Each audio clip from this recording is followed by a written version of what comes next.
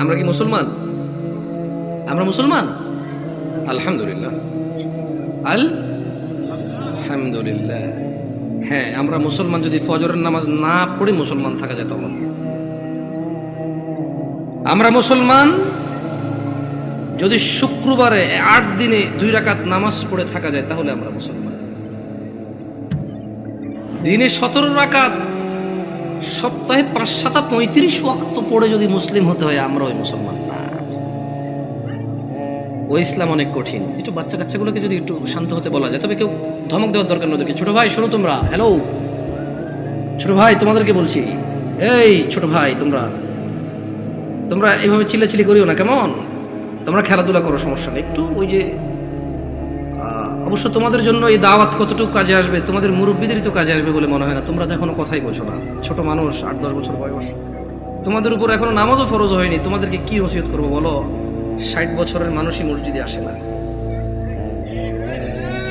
আমি খুব পবিত্র এরকম কি বলতেছি তাহলে?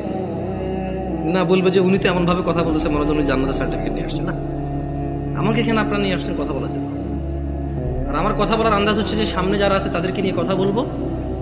এর মানে এই নয় যে আমি এখান থেকে বাইরে আছি, আমি নিজেকে সহযোগ করে কথা বলবো। কেমন? নয়াপাড়ার মানুষ, শুকরিয়া আদায় করো যে তোমরা মুসলমানের ঘরে জন্ম হয়েছ।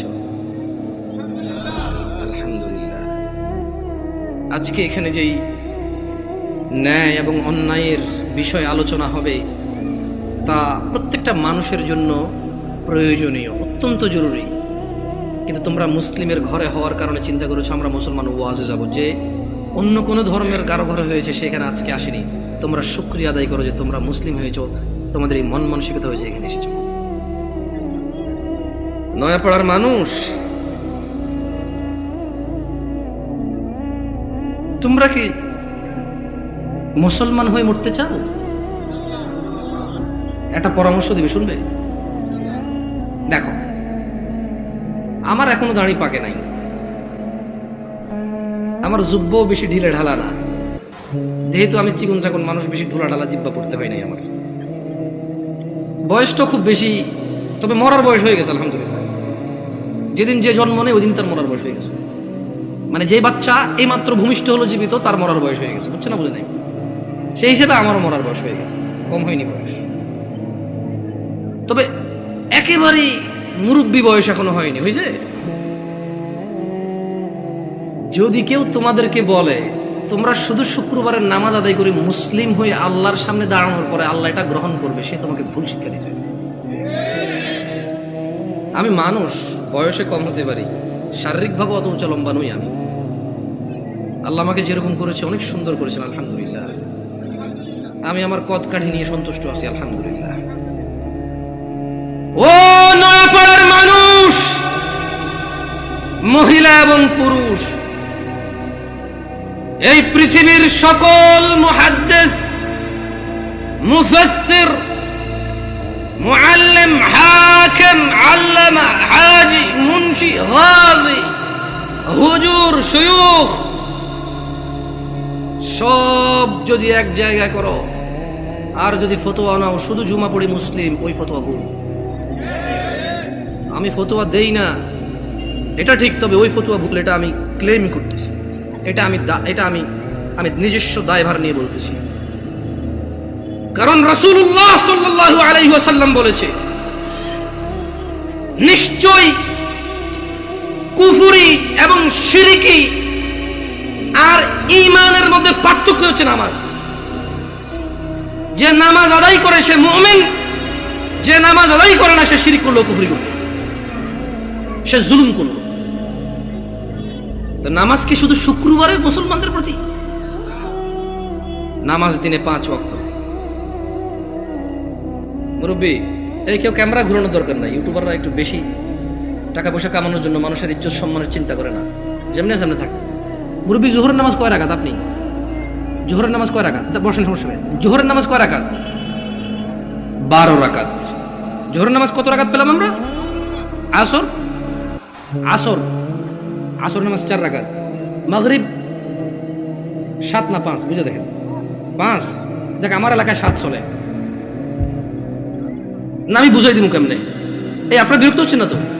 একটু ওদেরকে একটু জায়গা, ভাই আপনি চলে আসেন, কেমন মেহমান আসছি, যদি দাঁড়ায় দাঁড়ায় আপ্যায়ন করেন বলবো যে গেছি গাজীপুরে, কি অভদ্র এলাকা রে ভাই, এসব দাঁড়ায় আছে না। যদি জায়গার সমস্যা হয় তাহলে অসুবিধা নাই। দেখছেন এমন পাম দিছি না, বসে উপায় নেই আপনাদের। আসেন আসেন। এটা ভদ্রতা, এটা সাধারণ ভদ্রতা যে আপনারা বসবেন। কেমন মানে যখন কেউ কথা বলে আপনারা যখন বসবেন ওর কথা বলার মানে স্পৃহা বাড়ে। আর ঈশান নামাজ কয় রাকাত মুরব্বি? ঈশান নামাজ কয় রাকাত? অসুবিধা না, আপনি বলেন, অসুবিধা নেই। এশা এশা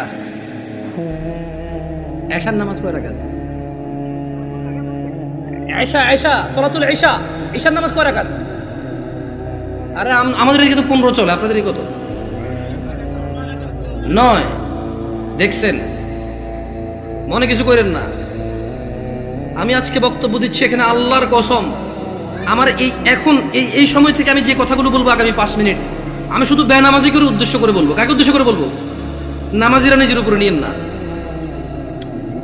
আমি এবার আমার এলাকা বলি, কুমিল্লা নাঙ্গলকোট। আমার বাড়ি কোথায়? কুমিল্লা নাঙ্গলকোট। আমার এলাকায় ফজরের নামাজ 4 রাকাত। কয় রাকাত? জোহরের নামাজ 12 রাকাত। কত রাকাত? আসরের নামাজ 8 রাকাত। কত রাকাত? মাগরিব 7 রাকাত। কত রাকাত? একটু আমার সঙ্গে সঙ্গে বলিন, কেমন ভাল লাগে শুনতে। ঈশান নামাজ 15 রাকাত। কত রাকাত? 15 রাকাত। আমি প্রশ্ন করলাম আমার আম্মারে, যে আম্মা ফজরের নামাজ 4 রাকাত কেমনে হইল? ও তো 2 রাকাত ফরজ। 2 রাকাত সুন্নত, 2 রাকাত ফরজ, কত হইল? আমি কইছি আম্মা ফজরের নামাজ তো ফরজ 2 রাকাত, এই ফরজের আগে 2 রাকাত সুন্নত আছে, কিন্তু এটাকে আলাদা করে বলতে হবে। এটাকে কি করে বলতে হবে? সুন্নাহ। আমি বললাম আম্মা জোহরের নামাজ কেমনে 12 রাকাত? ফজর আমি মেনে নিছি, সুন্নতে মুআক্কাদা 2 রাকাত আছে, ফরজ 2 রাকাত আছে। কত রাকাত হলো? এটাতে কোনো তর্ক করার কিছু নাই। তবে ফরজ কয় রাকাত? কোন মানে কত রাকাত না পড়লে সে লোক কুফরি করেছে? 4 রাকাত না 2 রাকাত? মানে ফজরের নামাজ একজন লোক কত রাকাত না পড়লে কুফরি করেছে? 2 না 4? 2 রাকাত না পড়লে কুফরি করেছে। বুঝেছেন? আসেনি মানে 4 রাকাত না পড়লে যে কুফরি হবে তা না। আমি কিন্তু আগে বলেছি, বেনামাজিদেরকে বলতেছি তোমরা নামাজকে ভয় পাও না। আমি এটা দায়িত্ব নিয়ে বলতেছি, অসুবিধা নেই। হ্যাঁ ইনশাআল্লাহ, ওকে। আমি বললাম আম্মা জোহরের নামাজ কেমনে গো 12 রাকাত? আমার আঞ্চলিকতা। আমার আম্মা সহজ সরল মানুষ, উনি খুব মাশাআল্লাহ নামাজি মানুষ, আল্লাহ ওনাকে কবুল করুক। তারপরও গ্রামের মানুষ যেমন হয় উনি ঠিক তেমনই, একবারে এক্সট্রা অর্ডিনারি কিছু না, ওকে। আবার একবারে নরমাল, ঠিক গ্রামের মা। উল্টাপাল্টা গুলাকে মারতো, হ্যাঁ, একবারে ঠিক গ্রামের মাই। ঝগড়া হলে দেখা যায় আরেকজনের দোষ, মায়ের দিত আমগো আমার ভাইদেরকে, তুই গেছুস কে? ঠিক ওরকমই আমার আম্মা। তো কয় যে বড় সুন্নত 4 রাকাত। কোন সুন্নত 4 রাকাত? ফরজের আগে ফরজ 4 রাকাত। কত হইল? বললাম আম্মা ঠিক আছে 8 পাইলাম। এরপর ষোড়ো সুন্নত 2 রাকাত। কত হইল? বললাম আম্মা 10 পর্যন্ত কিন্তু আমি বুঝছি, কারণ এখানে 6 রাকাত সুন্নতে মুআক্কাদা আছে। বাকি 2 রাকাত কেমনে এসে 12 রাকাত জোহরের নামাজ হইল? 2 রাকাত নফল। আমি আমার নফলের তো কোনো হিসাব হয় না। 4 রাকাত নফল করতে তাহলে জোহরের নামাজ 14 রাকাত করা যাবে। কারণ যদি নফল 2 রাকাত অ্যাড করে যদি জোহরকে 12 বানানো যায়, তাহলে আরো 2 রাকাত নফল অ্যাড করে 14 বানানো যাবে। ওই কেমনে? আমি কিছু যেমনি 2 রাকাত অ্যাড হয়ে 12 হয়েছে, এমনি 2 রাকাত অ্যাড হয়ে 14। বুঝাইতে পারিনি? বুঝাইতে পারিনি কি? আমি কি ভুল শিক্ষা দিচ্ছি মানুষকে? না, আমি আমার আম্মাকে বললাম যে আম্মা 10 পর্যন্ত আমি বুঝতে পারছি যে এখানে 4 রাকাত আছে, যেটা না পড়লে মানুষ কুফরি করে, শিরিক করে, মানুষের ঈমান থাকে না, ওর মুসলমানিত্ব থাকে না। আল্লাহ নবী বলেছে মুশরিক কাফের আর মুসলমান মুমিনের মধ্যে পার্থক্য হচ্ছে নামাজ। এই হলো জোহর 4 রাকাত না পড়লে এই লোক আর এই হিন্দু বৌদ্ধ খ্রিস্টানের মধ্যে পার্থক্য তেমন কিছু থাকে না। কিন্তু আমি আমার আম্মারে বললাম যে আম্মা বাকি 6 রাকাত সুন্নতে মুআক্কাদা, এটার বিশাল বড় বেনিফিট আছে, আমি ওই বেনিফিটটা বলবো ইনশাআল্লাহ। বললাম আম্মা 12 কেমনে হইলো তাইলে? তোরে আমি আগে বলছি 2 রাকাত নফল 12 রাকাত। বললাম আম্মা নফল অর্থ বেশি। নফল অর্থ কি? আরবিতে নওয়াফিল বলে, জিয়াদা বলে। কি বলে? এই গাজীপুরে কেউ বিদেশ দেশ থাকে, সৌদি আরব, দুবাই, ওমান, কুয়েত, এগুলো থাকে। আমাদের এদিকে প্রচুর প্রবাসী আছে, ওরা আরবি বোঝে। আছে কেউ এখানে প্রবাসী? زيادة أنت معلوم زيادة يا أخي معلوم زيادة ها تدري وش المعنى زيادة زيادة يعني زيادة ها زيادة تلاقي عربية النوافل بقى زيادة نوافل بقى زيادة বলা হয় কাকে? বেশি কি? আচ্ছা, নফলের কি কোনো সময় অথবা রাকাত নির্ধারণ আছে ইসলামে, নাকি যখন খুশি কয় রাকাত? দুই দুই দুই দুই যত খুশি, মাকরু ওয়াক্ত ছাড়া যখন খুশি। Right or wrong? আমি বললাম আম্মা তাহলে তো এটা তো মানুষের উপরে, হ্যাঁ নফল পড়বে কেন? যে লোক ফরজ নামাজ পড়েনি তার নফলগুলো আল্লাহ তাআলা কিয়ামতে যদি ওর নামাজে ঘাটতি থাকে ইনশাআল্লাহ ফরজের জায়গায় আনবে।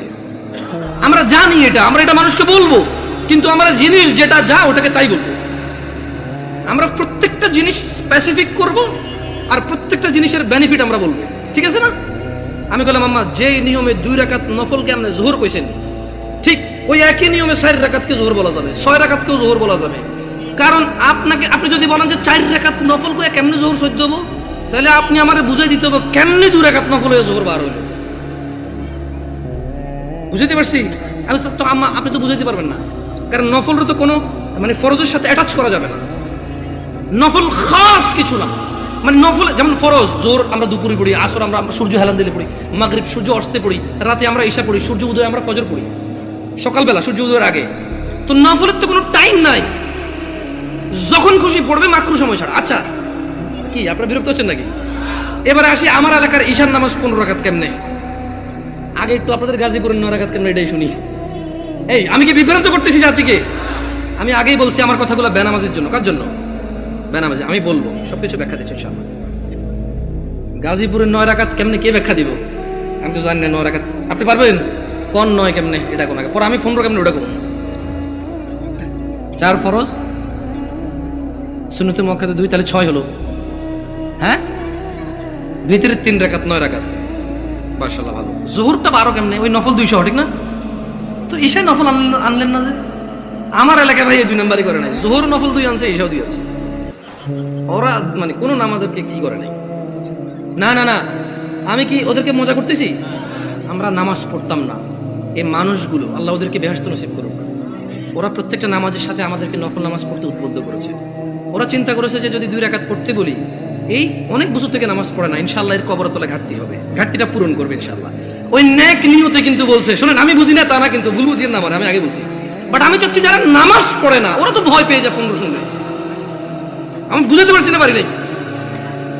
এই ছোট ভাই তোমরা কিন্তু খুব বিশৃঙ্খল, তোমাদের বড়দের উচিত তোমাদেরকে সামলানো। তোমরা মেলায় আসোনি ছোট ভাই, তোমরা মেলায় আসোনি, তোমরা জীবন ব্যবস্থা শিখতে এসেছো, আগামী জীবন কিভাবে যাপন করবে সেটা শিখতে আসছো। তোমরা মেলায় আসোনি। যাই হোক, বাচ্চাদের দোষ দিয়ে লাভ নাই। মাহফিল কমিটির বেশিরভাগ জায়গায় গরু জবা দিয়ে বিরিয়ানি খাওয়ায়, এটা একটা উৎসবই, সব পোলাপান খেলবে, দুর্গ অসুবিধা কোথায়? ওরা যদি বুঝতো এটা একটা শিক্ষণীয় জায়গা, একটা ক্লাস হবে এখানে, একটা সেমিনার হবে যেখানে মানুষ ন্যায় অন্যায়ের পার্থক্য করবে, ওরা এটা করতো না। ওদেরকে ঠিক হওয়ার আগে মুরব্বীদের ঠিক হতে হবে, ওয়াজ মাহফিলকে আনুষ্ঠানিকতা বাদ দিতে হবে, এটা একটা শিক্ষণীয় জায়গায় রূপান্তরিত করতে হবে। এবার আসেন আমার এলাকায় 15 কিভাবে? আরে আমি জানি ভুল করে ফেলেনি, আল্লাহ হিসেবে ভুল না হইলে দাঁড়ান মনে করে লই। বড় সুন্নত 4, বড় সুন্নত কত? ফরজ 4 কত? ছোট সুন্নত 2 কত? নফল 2 কত? ভিতর 3 কত? 15। আমি কইলাম আম্মা এটা ঈশার নামাজ? ও হ্যাঁ। ছোটবেলা থেকে আমি যতটুকু দিন, আমার আম্মা অনেকটা পরিবর্তন হয়েছে আলহামদুলিল্লাহ। উনি ওখানে যায়, মসজিদে নামাজ পড়ে। তারা এই সময় সৌদি আরবে মহিলারা নামাজ পড়তে পারে, যায় নামাজ টামাজ পড়ে আলহামদুলিল্লাহ। আস্তে আস্তে বলে যে আরে হুত আটা যে কি ভুলের মধ্যে আসি, মকসুদের মুমিন এগুন হরি হরি শেষ আটা। আমি বলছি আম্মা আলহামদুলিল্লাহ, আল্লাহকে ভয় করেন, ইনশাআল্লাহ আল্লাহ ভালো পথ দেখাবে। বললাম না, গ্রামের সহজ সরল মানুষ, যতটুকু দিন আপনি শিখাবেন শিখবে, কিন্তু যদি সোর্সটা ভালো না হয়, দিন শিক্ষার সোর্সিংটা যদি ভুল হয়, তাহলে জীবন শেষ। তাহলে জীবন কি? আমি বললাম আম্মা এখানে একটা আপত্তি আছে আমার। প্রথম কথা হইলো, জোহরের সময় বুঝাই ফেলছি নফল এই নামাজের অংশ না। জোহরের সময় বুঝাই ফেলছি এই নামাজের অংশ না, নফল মানে ফরজ নামাজের অংশ না, ঈশার নামাজের অংশ না। দ্বিতীয়ত আম্মা ভিতরের নামাজ কেমনে এসা হইল? যেমন উনিও কিন্তু হিসাব দিয়েছে সেম হিসাব। ঈশার নামাজ 9 রাকাত, 4 ফরজ, 2 সুন্নতে মুআক্কাদা, 3 ভিতর। তো ভাই ভিতরের নামাজ যদি ঈশা হয়ে যায় তাহলে ভিতর কোনটা? ঈশার নামাজ যদি 9 রাকাত হয় তাহলে ভিতরটা কই? আপনি বুঝেন নাই? যদি আপনি ঈশাকে 9 রাকাত বলেন ভিতর 3 সহকারে, তাহলে আগামীকালকে যদি একজন বলে যে জোহর 8 রাকাত, মানে 4 রাকাত জোহর আর 4 রাকাত আসর মিলে 8 রাকাত একসাথে পড়ে ফেলে, এক হয়ে যাবে। আপনাকে বুঝতে হবে যে ঈশার আজান দিলে মানুষের উপরে ঈশার সালাত ফরজ হয়ে যায়। ভিতরের সময়টা শুরু হয় ঈশার নামাজের পরে। যদি কোনো লোক ঈশা পড়ে, তার জন্য ঈশা পড়ার পর থেকে ভিতরের টাইম শুরু হয়েছে, এবারে সেটা ফজরের আগ পর্যন্ত সময় পায়।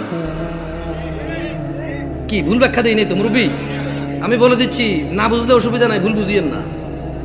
না বুঝলে কোনো অসুবিধা নাই, ভুল বুঝিয়েন না।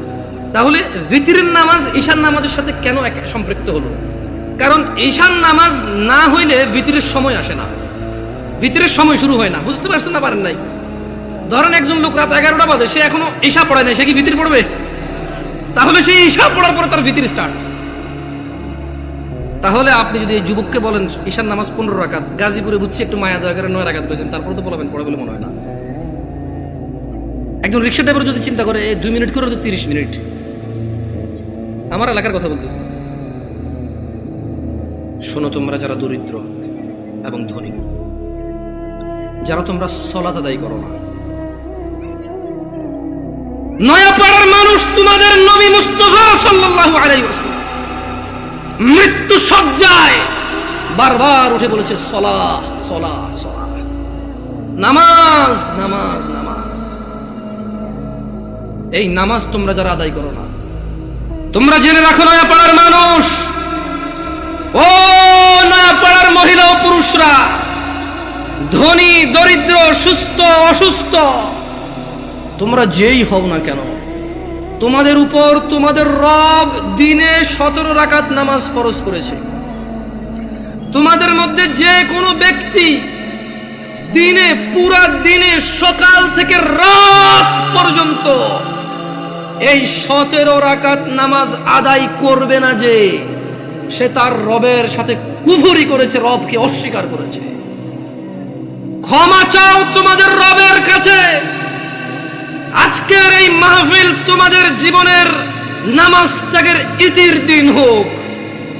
আজকের এই নয়াপাড়ার মাহফিল তোমাদের জীবনের 5 ওয়াক্ত 17 রাকাত নামাজের সূচনার দিন হোক।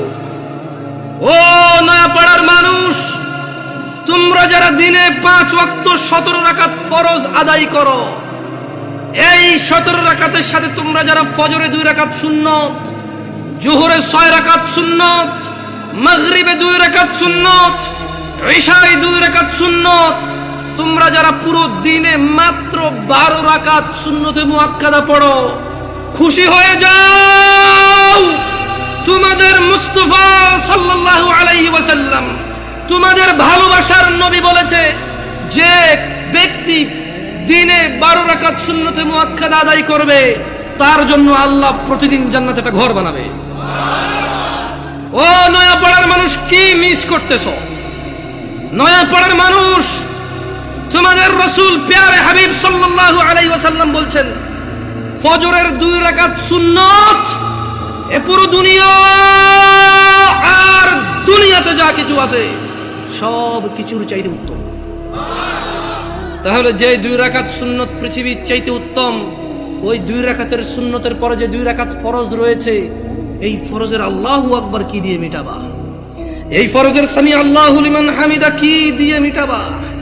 কত টাকার মালিক হয়েছে তুমি নামাজের কাফারা দিবা, যেখানে সুন্নত 2 রাকাতের মূল্য পুরো পৃথিবীর সমস্ত সম্পদ বিক্রি করে যদি একটা স্বর্ণ কিনা হয়, ওই স্বর্ণকে যদি, এটা আমি ব্যাখ্যা দিচ্ছি বুঝার জন্য সহজে, ওই স্বর্ণকে যদি 1 পাল্লা রাখা হয়, আর ফজরের 2 রাকাত সুন্নতকে যদি 1 পাল্লা রাখা হয়, ফজরের 2 রাকাত সুন্নত ভারী। ওই সুন্নত এত ভারী হলে ওই ফজরের নামাজের ফরজ যেটা তুমি ঘুমের মধ্যে কাটিয়ে দাও, ওই 2 রাকাত ফরজের আল্লাহু আকবার, সামি আল্লাহু লিমান হামিদা, আত-তাহিয়াতু সুবহান রাব্বিয়াল আযীম, সুবহান রাব্বিয়াল আলা কি দিয়ে কিনবা? তুমি কি কয় টাকার মালিক হয়েছো যে 2 রাকাত সুন্নতই পুরো পৃথিবীর চাইতে উত্তম? তাহলে ওই ফরজের কি? জেনে রাখো উম্মতে মুহাম্মাদরা সাল্লাল্লাহু আলাইহি ওয়াসাল্লাম, তোমরা ভেবো না এই মাহফিলে 2 লাখ টাকা দিয়ে জিতে যাবে। ও উম্মতে মুহাম্মাদরা, তোমরা ভেবো না মাহফিলে দরিদ্রতার কারণে 10 টাকা দিতে পারোনি হেরে যাবা। জেনে রাখো 5 ওয়াক্ত নামাজিরা, মহিলা এবং পুরুষরা, আল্লাহর নবী সাল্লাল্লাহু আলাইহি ওয়াসাল্লাম বলছে, কিয়ামতের দিন বান্দার সর্বপ্রথম হিসেব হবে নামাজের। ফাইন সলুহাত যার নামাজ ঠিক থাকবে সে নাজাতও পাবে, জিতেও যাবে। আর যার নামাজ ঠিক থাকবে না সে হেরেও যাবে, ধ্বংস হবে। নাউযুবিল্লাহ। তোমরা কি বুঝতে পেরেছো কোন কয় রাকাত নামাজের কথা বলা হচ্ছে? আমি মনে সুন্নত পড়তে না করে দিছি না, ভিতির পড়তে না করে দিছি। ভিতির এমন একটা নামাজ, সাল্লাল্লাহু আলাইহি ওয়াসাল্লাম, তিনি সাল্লাল্লাহু আলাইহি ওয়াসাল্লাম কখনো ভিতির ছাড়তেন না, এক রাকাতও পড়তেন। এইবার একটা কথা কয়ে দিছি, আপত্তি আছে ভাই, ভিতির এক রাকাত মানে? দেখুন সিম্পল লজিক, ভিতির মানে বেজড়, ওকে? ভিতির মানে কি? এই বেজড় 1 থেকে শুরু হয় ভাই, বেজড় 3 থেকে কিভাবে শুরু হবে? তবে এখন একটা এই যে মাসলা মাসাইল বলবো না, কত চেষ্টা করছি বলবো না, মুখতে বেরিয়ে গেছে। দেখেন, আপনারা যদি আমাকে কেউ প্রশ্ন করেন, জামশেদ ভাই আপনি শুধু আহলি হাদিস মসজিদে কেন যায় জুমা পড়ান, অথবা শুধু আহলি হাদিস বা সালাফি বা সহিহ আকীদার ওরা দাওয়াত দিলে ওদের এখানে কেন যান, আমি আপনাদেরকে বলে দিতে চাই, আমি ওই প্রত্যেক মসজিদে জুমা পড়াবো। আমি বড় হয়েছি সৌদি আরবে। কোথায়? আমি কোথায় বড় হয়েছি? আমি সৌদি আরব বড় হয়েছি। ওখানে জুমার খুতবা আমরা 2টা শুনতাম। কয়টা শুনতাম? 2টা শুনতাম। এবং হাদিসেও এটাই পাওয়া যায়, জুমার খুতবা কয়টা? 2টা। এখন এখানে আসার পরে দেখলাম যে 3টা হয়। আমার হিসেবে তো 3টা, বাট আপনাদের হিসেবে 2টা। যেমন আপনাদের এখানে ওরা বলছে যে একটা বয়ান, একটা কি? তো আমি বললাম যে বয়ান তো উর্দু ভাষাটার আরবিতে ট্রান্সলেশন করো, অনুবাদ করো। তারা করেন না। দেখেন, কথা বোঝার চেষ্টা করেন। আবার বলতেছি, না বুঝলে অসুবিধা নাই, ভুল বুঝিয়েন না। বয়ান হলো উর্দু ভাষা, এটার আরবি কোন তো কি হয়? ধর একদম সৌদির যদি বলি যে বয়ান, বয়ান বুঝবে? এটা কুয়েতি, এটা ইরাকি, এটা ফিলিস্তিনি, এটা সুরি, এটা এটা এটা এটা ইমারাতি, এটা উম্মানি, ওদেরকে যদি বলি যে বয়ান, বুঝবে? বলতে হবে কালাম আরবি, কালাম আরবি। ও বলবে যে আরবি কো, আরবি কো। তা আরবিতে বয়ানের আরবিটা কি? হ্যাঁ, খুতবা। আমিও তো তাই বলি 3টা খুতবা দেন না। মানে আপনি যদি এখন আমারে বুঝান এটা লাউ এটা কদু, জামশেদ ভাই 2টা 2টা, আমি বলবো যে না ভাই, এটা লাউ এটা কদু, জিনিস একটা। আমি বলবো এটা পেন এটা কলম, এরকম না, এটাই পেন এটাই কলম, বুঝেন নাই? আমি এভাবে মানবো না। আমি হয়তো ইসলাম নিয়ে অনেক গবেষণা করতে পারিনি, হয়তো অনেক সুশিক্ষিত হতে পারি, কিন্তু ভাষা বুঝি। উর্দু ভাষা আমি বুঝি, আরবি ভাষা বুঝি, বাংলা ভাষা বুঝি। হয়তো বাংলা ভাষা ব্যাকরণ তো ভালো বুঝি না, হয়তো অনেক বাংলা লিখতে পারি না আমি এখনো, কিন্তু আমি কথা বুঝি ভাই। আপনি যদি বলেন যে এটা কলম এটা পেন, আমি বলবো নো, এটাই কলম এটাই পেন। ইংরেজিতে পেন, বাংলাতে পেন। জিনিস কয়টা? ভাষা কয়টা? ভাষা 5টা হইলেও জিনিস কয়টা? আমিও কই বয়ান মানি, এটা আরবিতে ট্রান্সলেশন করলে খুব হবে। ভুল বুঝিয়ে না, আবার বলতে শোনেন। তো যদি আপনারা বলেন যে আপনাদের মসজিদে দাওয়াত দিবেন, আর যদি বলেন যে জামশেদ ভাই আপনার স্বাধীনতা আছে 2টা খুতবা দেওয়ার, তাহলে ইনশাআল্লাহ ঠিক 12:30টায় খুতবা শুরু করব। ইন্নাল হামদালিল্লাহি নাহমাদুহু ওয়া নাস্তাঈনুহু ওয়া নাস্তাহদি, শুরু করব আল্লাহর প্রশংসা দিয়ে। একটা আরবি আয়াত পড়ব, ওই আয়াতের অর্থ করব। একটা আরবি হাদিস পড়ব, ওই হাদিসের বাংলা ইনস্ট্যান্টই করব। এভাবে আধা ঘন্টা 1 ঘন্টা যা আল্লাহ তৌফিক দিয়ে কথা বলে বসবো, বসে আবার উঠবো, আবার আরবিতে যেটা বলবো ওটার বাংলা অনুবাদ করে খুতবা শেষ করে 2টা খুতবা দিয়ে নামাজ পড়ে সালাম ফিরে ফেলবো। আপনি মনে করেন না যে আমি খালি অমুকে দাওয়াত দিলে যাই আর অন্যকে দাওয়াত দিলে যাবো না। এখন আমারও তো একটা নিরাপত্তার ব্যাপার আছে না? ধরেন আমি এর গল্পগুলো আসলে চলে আসে। তা আমি যখন প্রথম বাংলাদেশ থেকে সৌদি আরব থেকে আসছি, বিয়ে শাদী করছি, তা আমার শ্বশুর চিটং একটা কেন্দ্রীয় মসজিদের ইমাম, তিনি আল্লাহ ওনাকে নেক হায়াত দিক, খুব আদর করে আমাকে। যদিও আমি তোরা যোগ্য না, আমার আব্বা আম্মা দেশে নেই, তো সেই হিসেবে হয়তো আরো বাড়তি আদর করে যে কেউ দেশে নেই। এখন উনি আমার বিবাহের 8ম দিনে আমি চিটং যাই, যাওয়ার পরে উনি বুঝতে পারছে যে আমি একটু সৌদি আরব থেকে আসছি একটু সিধা সিধা, মানে টানা টানা সিস্টেম নাই, কালাম সিধা খালাস এমসি সিধা, সোজা হাঁটো। হ্যাঁ, তো এখন উনি আমার ওয়াইফকে বললো যে আমার তো মসজিদে আসি, লোকজন তো জিজ্ঞেস করবে জামাই কি করে, বললে ঈশার নামাজটা কি পড়াবে কিনা। মানে এখন ধরেন আমি তখন সৌদি আরব থেকে আসছি, সালাম ফেরানোর পর আমি ইস্তেগফার করতাম, জিকির আসকার করি, মুনাজাত যেটা সবাই মিলে দিয়ে দিই, ইনস্ট্যান্ট শেষ করে সুন্নতে চলে যায়। তো ওখানে অনেকগুলো জিকির আসকার আছে, ওগুলো আমি কন্টিনিউ করি। কেমন মাশাআল্লাহ, ভাই মাথা নাড়তেছে, ভাই বুঝতেছে মনে হয়, অনেকগুলো জিকির আসকার আছে। তো উনি এটা ব্যাপারটা বুঝতে পারছে, তো বুঝতে পারে আমাকে বললো যে এখন ওখানে তো মুনাজাত না দিলে ঝামেলা হবে। আবার ও যাচ্ছে, ঠিক আছে যদি ও নামাজ পড়ায় মুনাজাত আমি দিয়ে দেবো, অসুবিধা নেই। তা আমি বললাম যে ঠিক আছে, অসুবিধা নেই, নামাজ পড়াতে অসুবিধা কোথায়, সবাই মুসলিম আলহামদুলিল্লাহ। কেউ কি কাউকে ফতোয়া দিতে পারবো এই কাফের মুশরিক? পারবে কেউ? তবে হ্যাঁ এটা বলতে পারবো যে আল্লাহর সাথে অংশীদারিত্ব করে সেই মুশরিক। যে ইসলামে আল্লাহ নবী সাল্লাল্লাহু আলাইহি ওয়াসাল্লাম কিছু বলে নাই, সেটাকে দিন মনে করে, সওয়াবের কাজ মনে করে করে সে বিদআত। Right or wrong? গেছি নামাজ পড়াইতে, তো নামাজ পড়াইছি, নামাজ পড়ানোর পর উনি মুনাজাত দিয়ে দিয়েছে, আমি চুপ ছিলাম। আমার কথা হচ্ছে আপনারা মনে করেন না যে দেখেন আমি গত বছর মাহফিল করেছি, আমাকে কওমি ভাইরা দাওয়াত দিয়েছে, আলহামদুলিল্লাহ। ওনারা সবাই দাওয়াত দিয়েছে দিন প্রচারের জন্য। কি প্রচারের জন্য? আমি ওখানে গেছি, কোরআন ও সুন্নাহর ভিতরে থেকে কথা বলছি। আমি দেখলাম যে আমাকে কেউ কিছু বলেনি, আলহামদুলিল্লাহ। কি থেকে কথা বলছি? কোরআন ও সুন্নাহ থেকে কথা বলছি। আমি কারোর নাম ধরে ধরে দোষ দেই নাই, আমি কারো বাপ মা তুলে কথা বলি নাই, আমি নেতা নেত্রী তুলে কথা বলি নাই। আমি কথা বলছি যে আল্লাহ বলেছে এটা। যেমন আমি যদি এখন বলি আল্লাহর সাথে শিরিক করিও না, ওয়াইজ ক্বালা লুকমানু লিবনিহি ওয়া হুয়া ইয়াইযু ইয়া বুনাইয়া লা তুশরিক বিল্লাহ ইন্নাশ শিরকা লাযুলমুন আযীম। আর স্মরণ করুন, লুকমান উপদেশ দিতে গিয়ে তার ছেলেকে বলেছে, হে আমার বৎস, তুমি আল্লাহর সাথে শিরিক করিও না। নিশ্চয়ই আল্লাহর সাথে শিরিক করা সবচাইতে জঘন্যতম অপরাধ। ইন্নাল্লাহা লা ইয়াগফিরু আন ইউশরিকা বিহি ওয়া ইয়াগফিরু মা দুনা যালিকা লিমান ইয়াশা ওয়া মান ইউশরিক বিল্লাহ ফাকাদ ইফতারা ইসমান আযীমা। নিশ্চয়ই আল্লাহ ক্ষমা করে না শিরিক ছাড়া। নিশ্চয় আল্লাহ শিরিককে ক্ষমা করে না। এছাড়া মানুষের এ টু জেড যত গুনাহ আছে সব গুনাহ ক্ষমা করে দেয়। ওয়া মান ইউশরিক বিল্লাহ, যেই ব্যক্তি আল্লাহর সাথে শিরিক করলো, ফাকাদ ইফতারা ইসমান আযীমা, সে পৃথিবীর জঘন্যতম মহাপাপ রটনা করলো। আমি যদি বলি আনাস ইবনে মালিক রাদিয়াল্লাহু আনহু عن النبي صلى الله عليه وسلم قال يقول الله تعالى لأهون أهل النار عذابا يوم القيامة।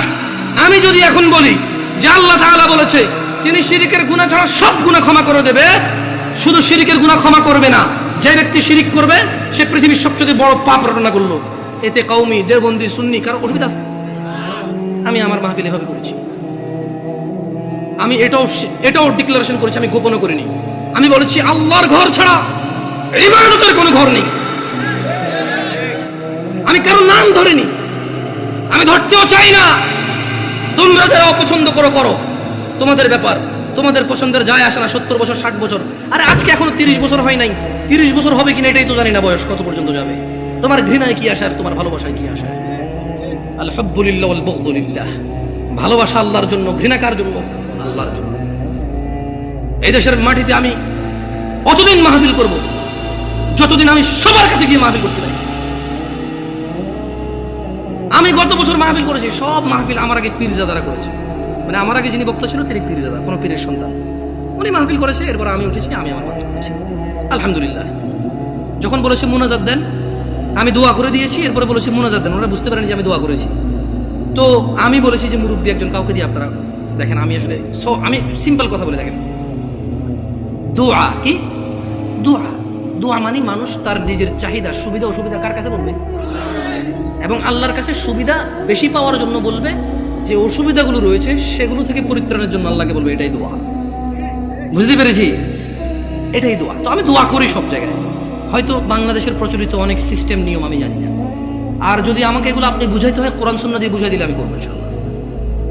মানে 100 লোকে বলেছে, 1000 কোটি বছর আগ থেকে চলে আসছে, আই ডোন্ট কেয়ার। বলেন একজন মেতর মুচি এসে যদি বলে যে জামশেদ তুমি ভুলে গেছো তোমার রাসূল এভাবে বলেছে, আমি বলবো আমাকে ক্ষমা করে দাও, আমার অপারগতা, তুমি আমাকে এই তথ্য দিয়ে আমার উপকার করেছো, তুমি আমার ভাই, আমার কলিজায় আসো। আপনি যত বড় কিছু হন, যদি বলেন যে এটা 50 বছর 200 বছর থেকে চলে, ওনারা কি জানতো না? আমি বলবো ওনারা জানে নাকি জানে না আমি জানি না, তবে আমি জানি না। শোনো না পাড়ার মানুষ, আল্লাহর দিকে ফিরে এসো। তোমরা শিরিক করিও না। তোমরা মনে করো তোমরা শিরিক করো না। ও যুবক বৃদ্ধরা, যারা তোমরা ফজরে ঘুমিয়ে থাকো, জোহরে আড্ডায় থাকো, তোমরা আল্লাহর দিকে ফিরে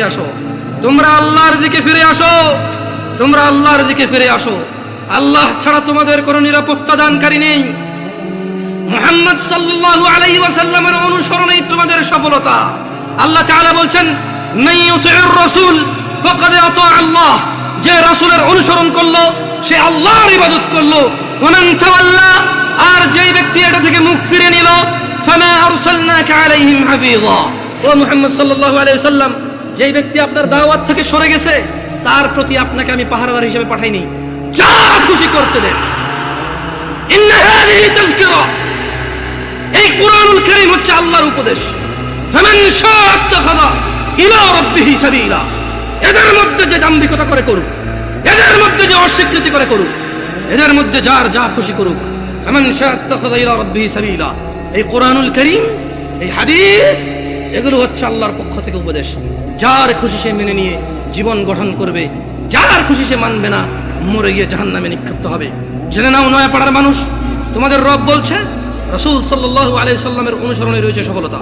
তিনি বলেছেন লাকাদ কানা লাকুম ফি রাসূলিল্লাহি উসওয়াতুন হাসানা। ও ব্রাজিল আর্জেন্টিনার পতাকা বাহিরা, ও ফ্রান্সের মুহাম্মদ সাল্লাল্লাহু আলাইহি সাল্লামের কার্টুন বানানো নিয়ে রাস্তায় নামে পুরো দেশ জ্যামকারী এই লোকগুলোই তো এখন পতাকা উড়াচ্ছে ছাদে ছাদে। তোমাকে অপমান করতে আসেনি। ওয়াল্লাহি আমি নিজে এমন অনেক অপরাধী, যখন আমি এই অপরাধে থাকি আমার কাছে কোনো অনুভূতি থাকে না, বোধ শক্তি থাকে না, জানোয়ারের মতো হয়ে যায়। আমি মনে হয় না এটা লজ্জা করার কাজ। তোমার অবস্থা আমারও যেই অপরাধগুলোতে আমি লিপ্ত, যেমন আমি নির্লজ্জ, তোমার অবস্থা এরকম। তাই তোমাকে আমি আমার থেকে আলাদা মনে করি না, তোমাকে ভালোবেসে বলি। তুমি তো সেই যুবক যে ফেসবুকে একদিনে 50টা স্ট্যাটাস দিছ, ফ্রান্সের মাল বন্ধ করো, ফ্রান্সের এই সেই করো, ইসরায়েলের মাল বন্ধ করো, ব্রাজিলের মাল বন্ধ করো, খাবো না, জ্বালিয়ে দাও। এগুলো তো তুমি বলেছো, আমরা এগুলো বলিনি। আমরা রাসূলের সুন্নাত এভাবে পালন করি। যারা রাসূলকে ঘৃণা করে আমরা বলি যে আমরা ভালোবাসি। দেখো ওয়াল্লাহি এটা কখনোই রাখতাম না যদি সুন্নতে মুহাম্মদ না হতো সাল্লাল্লাহু আলাইহি ওয়াসাল্লাম। আমি হাজার অন্যায় করি, আমি মানি মানুষ হিসেবে আমার অপরাধের শেষ নেই, আল্লাহ আমাকে ক্ষমা করবে। তবে তোমরা যারা মুহাম্মদ সাল্লাল্লাহু আলাইহি ওয়াসাল্লামকে নিয়ে কুচ্ছা রটনা করো, অবমাননা করো, তোমাদেরকে বলে রাখি আমার টাকনুর উপরের কাপড় ওনাকে ভালোবেসে। তোমাদের বলে রাখি আমি বাম্পা দিয়ে টয়লেটে যাই ওনাকে ভালোবেসে। তোমাদেরকে বলি আমি ডান হাতে খাই ওনাকে ভালোবেসে সাল্লাল্লাহু আলাইহি ওয়াসাল্লাম। যুবক, কার আদর্শ নিয়ে বড় হচ্ছ? এই দেশের বাবা মারা কি তাদের সন্তানকে আদর্শ শিখাবে না? এরা কি তাদের সন্তানকে এভাবেই শিয়াল কুকুরের মতো রেখে চলে যাবে পৃথিবী ছেড়ে, আর আশা করবে তাদের মৃত্যুর পরে এই সন্তানগুলো তাদের অনেক কাজে আসবে?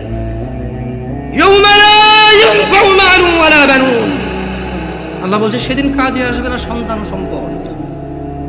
ও নয়াপাড়ার মানুষরা, তোমাদের আদর্শ কে? তোমাদের আদর্শ কে? না, তোমাদের আদর্শ ব্রাজিল আর্জেন্টিনার পতাকা। 4 কিলোমিটার পতাকা লাগাইছে আম বাগান বিক্রি করে, খবর শুনছি। আল্লাহকে হেদায়েত দিক। আল্লাহ আমার ভাইকে বোঝার তৌফিক দান করুন। যদি আজ বাংলাদেশের নিয়ে কিছু করতে বুঝতাম, নিজের দেশের একটা গিনিস বুকে ওয়ার্ল্ড হইতো। অ্যাটলিস্ট বাংলাদেশ, আমরা বাংলাদেশি, আমাদেরকে কেউ চিনত কোনো একটা কারণে, হয়তো আমরা গেলে সম্মানিত হতাম যে আচ্ছা তুমি ওই দেশের মানুষ, যে দেশের মানুষ তাদের দেশকে এত ভালোবাসে। এখানে দেখি যে বাংলাদেশের পতাকা একটা 20টা থেকে অন্য দেশের পতাকা, বাংলাদেশটা একটু করে রাখে। আমি বলতেছি না যে পতাকা উড়ালে সোয়াব হয়, না উড়ালে গুনাহ হয়, এরকম আমি বলতেছি না, কিন্তু আসলে কি বলবো আপনাদেরকে নিয়ে, কিছু বলার নাই। তো বয়স অনেক পরে মাইরে মেরে নামাজ দিবেন। আউযু বিল্লাহি মিনাশ শাইতানির রাজীম। লাকাদ কানা লাকুম ফি রাসূলিল্লাহি উসওয়াতুন হাসানাহ লিমান কানা ইয়ারজুল্লাহা ওয়াল ইয়াওমাল আখির ওয়া যাকারাল্লাহা কাসীরা। যুবক, নয়াপাড়ার বৃদ্ধ, যুবক, মহিলা, পুরুষ, কার আদর্শ তোমার? তোমাদের রব বলছে নিশ্চয়ই তোমাদের জন্য মুহাম্মদ সাল্লাল্লাহু আলাইহি ওয়াসাল্লামের মধ্যে রয়েছে উত্তম আদর্শ।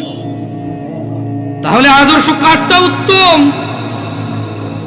ওয়াজ কি বোঝেন না? আদর্শ কারটা উত্তম? মুহাম্মদ সাল্লাল্লাহু আলাইহি ওয়াসাল্লাম। কি এখন মানে এরকম করলে ভালো লাগবে না?